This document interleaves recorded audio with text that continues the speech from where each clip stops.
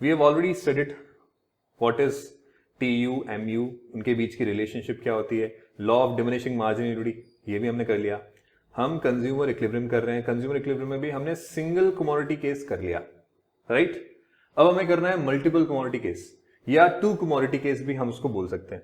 दो हो, दो से ज्यादा हो, सब सारे केसेस इसमें आ जाएंगे। सो मल्टीपल कमोडिटी केस, इसको मैं बोलूंगा टू कमोडिटी केस भी। टू कमोडिटी बोलूं, मल्टीपल बोलूं, थ्री कमोडिटी बोलूं, जो भी बोलना है बोलो, टू कमोडिटी केस।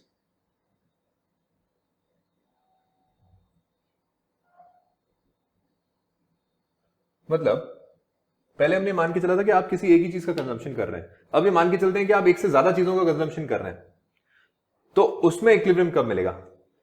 थोड़ा सा अगर याद दिलाऊं तो एक सिंगल कमोडिटी के लिए आपको इक्विलिब्रियम कब मिलता था? जब उसका MUX/PX, जिसको हम बोलते हैं पर रूपी सेटिस्फैक्शन, क्या बोलते हैं बच्चों? पर रूपी सेटिस्फैक्शन, उसके मार्जिनल यूटिलिटी ऑफ मनी के बराबर हो जाए ना, तो वो इक्विलिब्रियम पे है। ऐसा क्यों होता है वो मैंने बता दिया आपको। When MUX/PX equals to MUM, तो वो सिचुएशन होती है कंज्यूमर इक्विलिब्रियम की in case of single commodity. और in case of multiple commodity, जब MUX के बाद Y, Z इस तरह की चीजें आप इस्तेमाल कर रहे हो, जहां आप कमोडिटी सिर्फ X नहीं कंज्यूम कर रहे, X के साथ साथ Y भी कंज्यूम कर रहे हो, Y के साथ साथ Z भी कंज्यूम कर रहे हो, मान लेते हैं ये तीन कमोडिटीज आप कंज्यूम कर रहे हो, X, Y एंड Z, तो इसमें इक्विलिब्रियम कब मिलेगा? सर अगर MUX के लिए इक्विलिब्रियम हो गया MUX/PX equals to MUM, तो MUY के लिए भी इक्विलिब्रियम क्या होगा? MUY/PY equals to MUM। Z के लिए भी इक्विलिब्रियम खुद का क्या होगा? MUZ/PZ equals to MUM। और ओवरऑल इक्विलिब्रियम क्या होगा? जब ये तीनों बराबर हो। मतलब इनफैक्ट आप हर एक कमोडिटी के इंडिविजुअल इक्विलिब्रियम पे पहुंच जाइए, आपको ओवरऑल इक्विलिब्रियम मिल जाएगा।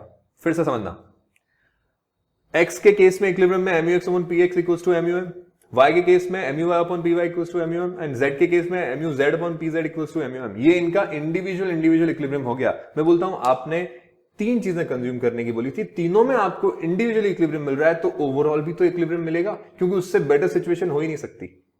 तीनों की best situation is the best situation overall, right. तो इसको हम डिफाइन कैसे करें, देखना आप जरा, क्रिएटिव वर्ड्स यूज करेंगे। Consumer equilibrium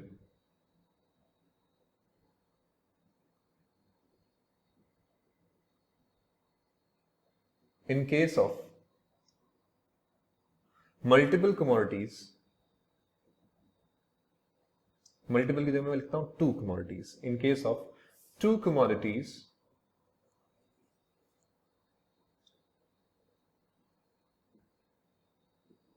is achieved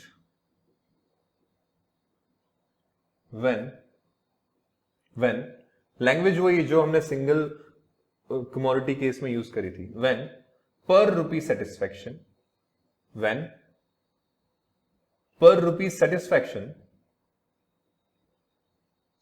derived from the consumption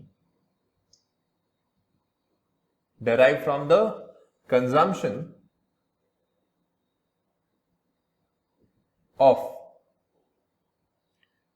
a commodity,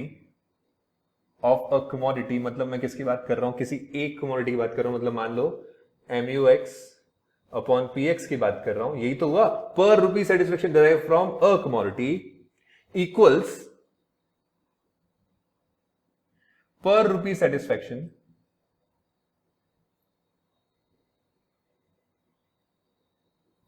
derived from consumption of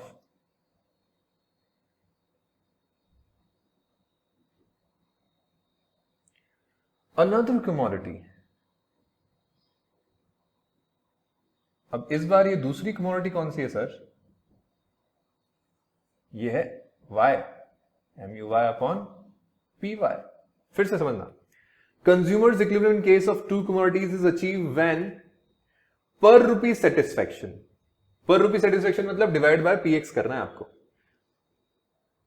achieved when per rupee satisfaction derived from the consumption of a commodity, मतलब MUX upon px equals per rupee satisfaction derived from consumption of another commodity. तो ये per rupee satisfaction derived from another commodity को एक बार मत देखो.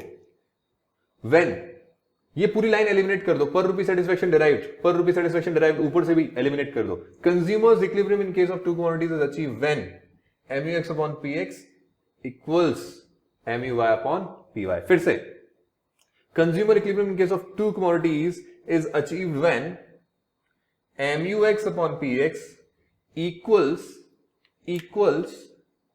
MUY upon PY. ये बीच में per rupee satisfaction derived from consumption of one commodity and per rupee satisfaction derived from consumption of another commodity सिर्फ MUX upon PX और MUY upon PY को ही बता रहे हैं. तो अगर इतनी बड़ी डेफिनेशन लग रही है तो इन दो फ्रेजेस को हटा दो.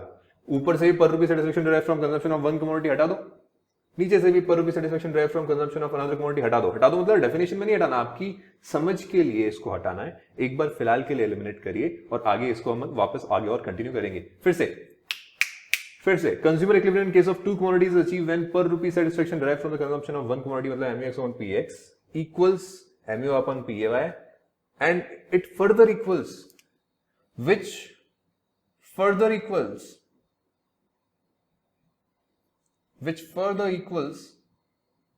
इन सबको इक्वल तो मार्जिनल यूनिट ऑफ मनी के बराबर तो होना ही है ना, MUM which further equals MUM.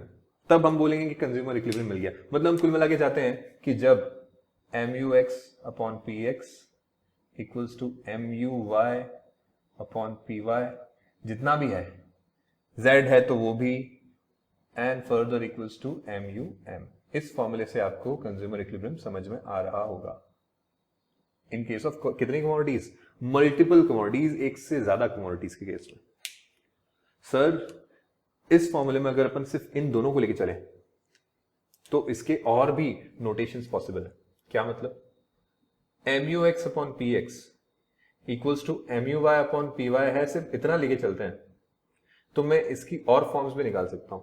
और क्या फॉर्म्स होंगी? मैं P's को एक साइड और M's को एक साइड ले लूं, मतलब MUX upon MUY equals to PX upon PY. ये भी तो पॉसिबल है. मैं PX को उधर ले गया, MUY को नीचे ले आया.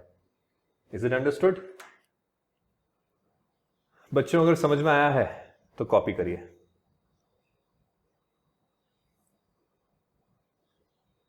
डाउट है तो पूछिए.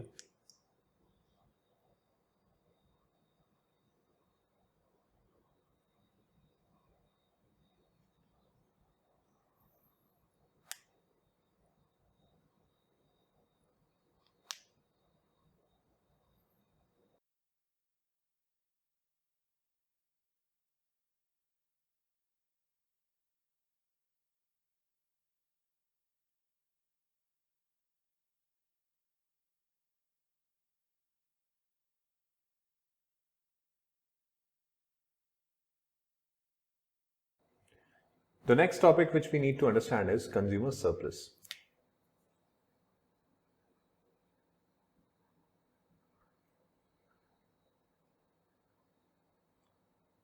सरप्लस का मतलब होता है एक्स्ट्रा जो बच गया. जैसे प्रॉफिट इज अ सरप्लस. जैसे आपने सोचा था कोई चीज 100 रुपए की आएगी लेकिन वो आई 70 रुपीज की, तो 30 जो बच गया वो आपके लिए सरप्लस है. कंज्यूमर सरप्लस भी ऐसा ही होता है. आपको याद होगा वही एग्जाम्पल जो हमने लिया था पहले, यूनिट और मार्जिनल यूनिटी. मैंने आपको बताया था कि हम जैसे जैसे हमारा कंजम्पशन बढ़ाते हैं हमारी मार्जिनल यूनिटी कम होती जाती है.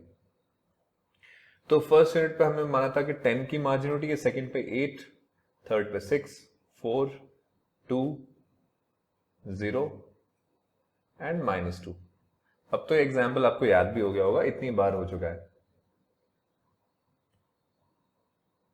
MU के अलावा मैं बोलता हूं इसको अपन प्राइस से भी कंपेयर करें कि ये 10 की मार्जिन यूनिटी के लिए आप कितना प्राइस पे कर रहे हैं. मान के चलो एक यूनिट का प्राइस है 2 रुपीज. तो कुछ ऐसा देखिए कि आपने एक यूनिट 2 रुपए में खरीदी और उसके बदले में आपको सेटिस्फेक्शन 10 का मिल गया. कितना एक्स्ट्रा मिला? मैं कहूंगा कि 8 का एक्स्ट्रा मिला। यहां पे मैं ये मान के चल रहा हूं कि आपका मार्जिनल यूटिलिटी ऑफ मनी 1 ही है, मतलब 1 रुपए में आप 1 का सेटिस्फेक्शन एक्सपेक्ट कर रहे हैं। तो 2 रुपए में 2 का सेटिस्फेक्शन एक्सपेक्ट कर रहे थे, लेकिन मिला है 10, सॉरी मिला है 10, तो एक्स्ट्रा कितना मिल गया उसी को मैं बोलूंगा सरप्लस। यहां पे मुझे सरप्लस बना लेना चाहिए। मैं प्राइस के लिए डिटेल यहीं पे दे देता हूं। पीएक्स आपका है 2, पीएक्स 2 है, एमयूएम 1 है।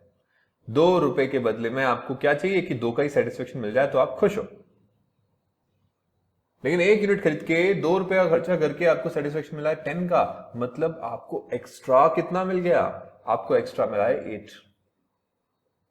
ऐसे ही एक और यूनिट कंज्यूम करके आपने 2 का खर्चा और कर लिया, 2 रुपए का खर्चा और किया, लेकिन इस बार आपको सेटिस्फेक्शन 8 का मिला है। कितना ज्यादा मिला? 6। कैसे सर? अरे भाई, दूसरी यूनिट खरीदी, फिर से कितने रुपए दिए? 2 रुपए दिए। उसमें मिला कितना? 8 का वैल्यू 2 दे करके 8 मिले, तो कितना आपको एक्स्ट्रा मिल गया, सरप्लस मिल गया? 6, right? Third unit you have paid ₹2 again and you are getting satisfaction of 6। 2 दे करके 6 का सेटिस्फेक्शन मिले, मतलब वापस कितना आपका सरप्लस है? 4 का सरप्लस है। फोर्थ यूनिट में वापस से आपने 2 रुपए दिए और 4 का सेटिस्फेक्शन मिला, तो 2 का सरप्लस है। और फिफ्थ यूनिट पर आपने 2 रुपए दिए और 2 का आपको आइटम मिल गया, मतलब आपका कोई सरप्लस नहीं है। मैं इसी सिचुएशन में जरा इक्विलिब्रियम भी निकालना चाहता हूं। चलिए इक्विलिब्रियम भी निकाल लेते हैं। कैसे निकलता है इक्विलिब्रियम? MUX अपॉन PX करके। सर MUX ये रहा, PX 2 है, 10 upon 2 5, 8 upon 2 4, 6 upon 2 3, 2 by 2 4 by 2 2 and 2 by 2 1 and 0 by 2 0 and -2 by 2 -1। ये मैंने अलग अलग लेवल पे MUX अपॉन PX निकाल लिए। आपको इक्विलिब्रियम का सिचुएशन ध्यान होगा, जब MUX upon PX equal to हो जाए MUM, वही तो हमारा इक्विलिब्रियम का सिचुएशन होता है। MUM कितना है? हमने माना था 1, तो कहां पे 1 की वैल्यू आ रही है? यहां पर। कौन सी यूनिट है ये? Fifth unit. Equilibrium is on fifth unit. Fifth unit पर आप देखेंगे कि हमारा सरप्लस इंडिविजुअल लेवल पे हो गया है 0। इंडिविजुअल लेवल पे 0 हो गया, मतलब क्यूमुलेटिव लेवल पे ये हाईएस्ट है। अगर मैं यहीं पे टोटल सरप्लस निकालता, मेरे पास थोड़ी सी जगह कम है, मैं आपके लिए एक टोटल सरप्लस वाला कॉलम और बना देता हूं। टोटल सरप्लस निकाला तो कितना होता है? यहां पे होता 8, यहां होता 8 + 6 मतलब 14 का। यहां होता 8 + 6 + 4 18 का। यहां होता 8 + 6 + 4 + 2 20 का। यहां होता 8 + 6 + 4 + 2, मतलब ये भी होता 20। अगली बार सरप्लस मिलता ही नहीं, क्योंकि 2 रुपए दे रहे हो और 0 आ रहा है, तो सरप्लस अगर निकालो भी तो -2 होता है। यहां पे -4 है। चलो ऐड कर लेते हैं। 8 + 6 + 4 + 2 -2, ये हुआ 18। 8 + 6 + 4 + 2 -2 -4, ये हुआ 14। इन सारी वैल्यूज में सबसे हाईएस्ट कौन सी है? 8 14 18 20 20 18 14। मैं बोलता हूं 20 हाईएस्ट है। 2 जगह आ रहा है, पर मैं नीचे वाला लूंगा। क्या मैं ये बोल सकता हूं कि जिस स्टेज पर इक्विलिब्रियम था, इक्विलिब्रियम कहां था? इक्विलिब्रियम था 5 यूनिट्स पर। जिस स्टेज पर इक्विलिब्रियम था, उसी स्टेज पर consumer surplus is maximum. Consumer surplus is maximum. Can I say that consumer surplus is maximum at the point of equilibrium? तो पूरा इसको अगर मैं समराइज करूं, what is consumer surplus? Consumer surplus is a situation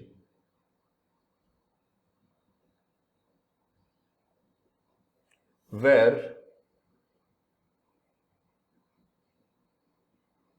consumer gets more satisfaction in money terms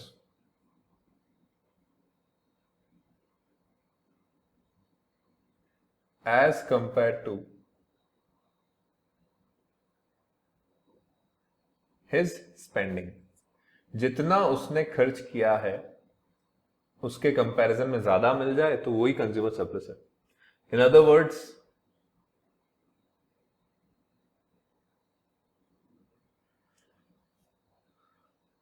consumer surplus arises when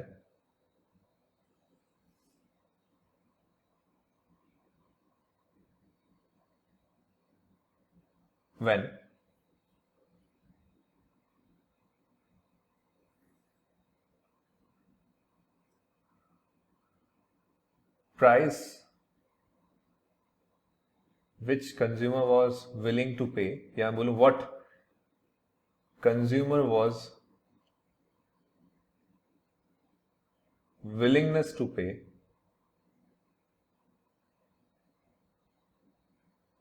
is more than what he actually pays.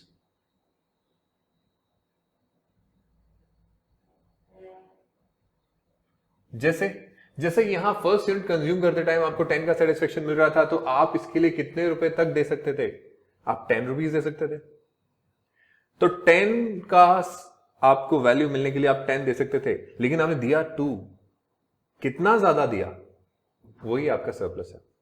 Note करने वाली बात यह है कि टोटल कंज्यूमर सरप्लस, ध्यान रखना total बोला है, इंडिविजुअल लेवल का नहीं बोला. Total consumer surplus is maximum at equilibrium. हमारे एग्जाम्पल में 5 यूनिट्स पे इक्विलिब्रियम आ रहा है और वहीं पर टोटल कंज्यूमर सरप्लस क्या है? मैक्सिमम है. आई होप आपको ये चीज समझ में आई. इसके लिए थोड़ा सा और अपन को एक चीज और समझनी पड़ेगी एक्स्ट्रा. एक डिमांड कर्व होता है. डिमांड कर्व क्या होता है सर? डिमांड कर्व होता है एक ऐसा कर्व जो बताता है क्वांटिटीज और प्राइसेस का सारे कॉम्बिनेशंस. क्या होता है ना, कंज्यूमर सस्ते में ज्यादा खरीदता है. फॉर एग्जाम्पल ये मार्कर है, अगर ये मार्केट में 5 रुपए का मिलेगा तो मैं एज अ टीचर ज्यादा खरीद के लेके आऊंगा. यही मेरे को 50 रुपीज में मिलेगा तो मैं कम से कम क्वांटिटी खरीदूंगा, जितनी मेरे को फिलहाल अर्जेंट में जरूरत है उतनी, अदरवाइज नहीं खरीदूंगा. तो सस्ता मिलेगा तो ज्यादा और महंगा मिलेगा तो कम. इसको जब हम डायग्रामेटिकली रिप्रेजेंट करते हैं तो उसी को मैं बोलूंगा डिमांड कर्व. डिमांड कर्व में एक तरफ हम क्वांटिटी लेके चलते हैं और दूसरी तरफ हम प्राइस लेके चलते हैं. तो प्राइस जब ज्यादा होता है उस टाइम पे क्वांटिटी कम होती है. देखिए 0 1 2 3 4 5 6 ऐसे क्वांटिटी ऊपर जाते हैं तो बढ़ती रहती है. ऐसे ही मतलब जो नंबर्स हैं ऊपर जाते हैं तो बढ़ती रहती है. ऐसे ही क्वांटिटी में भी देखिए 0 1 2 3 4 ऐसे चलता रहेगा. तो आप देख रहे हैं कि मैं ये पॉइंट जो बता रहा हूं ये बताता है कि प्राइस जब ज्यादा हो, फॉर एग्जाम्पल 10 हो, तो क्वांटिटी कम है. और प्राइस अगर कम हो जाए, फॉर एग्जाम्पल 2 हो जाए, तो क्वांटिटी तो बढ़ जाएगी. ये सेम तरीके से हो जरूरी नहीं है कि प्राइस 10 था तो क्वांटिटी 2 थी और प्राइस 2 हो गया तो क्वांटिटी 10 हो गई. ऐसा जरूरी नहीं है. इट इज नॉट नेसेसरी कि इसी रेशियो में होगा, बट मैं सिर्फ आपको एक इजी एग्जांपल दे रहा हूं. मान लीजिए ये फिलहाल ऐसा चल रहा है कि 2 रुपीज में 10 की क्वांटिटी आप कंज्यूम कर रहे हैं. आप ये पूरा आपका एक्सपेक्टेशन का ग्राफ हो गया, जिसको मैं बोलता हूं demand curve.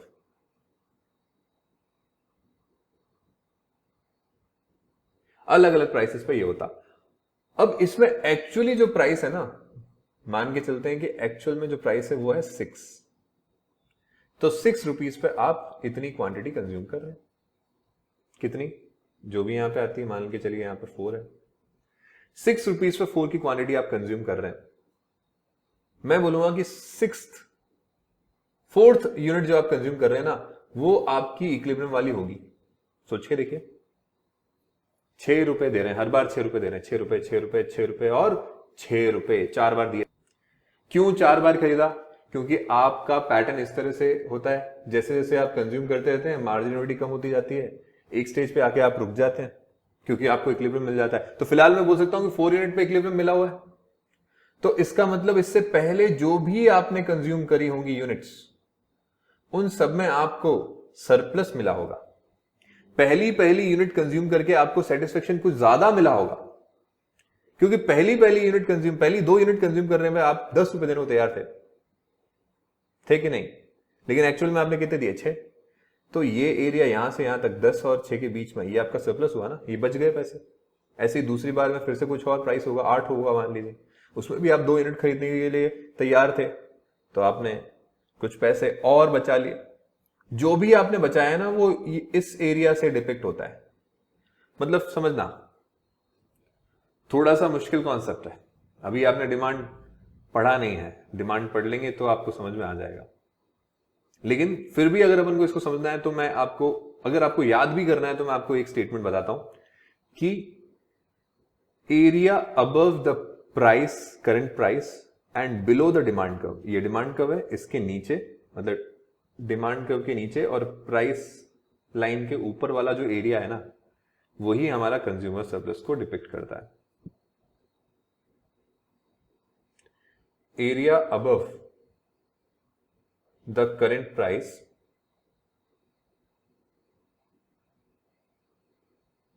and below the demand curve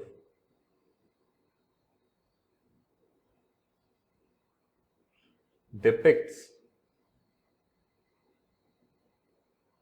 consumer surplus।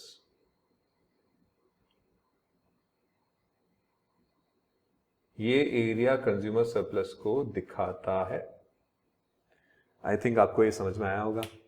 ये सब कुछ नोट कर लीजिए and our chapter is over. Cardinal approach over हो गया है। नेक्स्ट टाइम अपन पढ़ेंगे ऑर्डिनल अप्रोच। Thank you.